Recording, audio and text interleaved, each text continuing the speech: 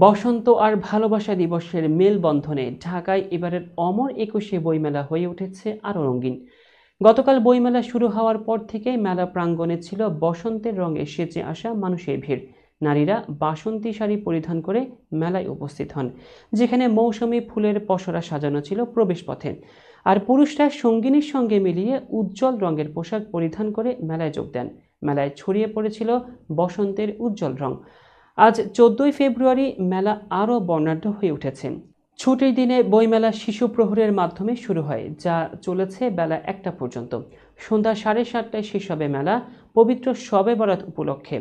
বাংলা একাডেমির সচিব ডক্টর সেলিম রেজা জানিয়েছেন, বই প্রকাশের ক্ষেত্রে কোনো ধরনের ঘাটতি নেই, তবে বিক্রি এখনও সন্তোষজনক নয়।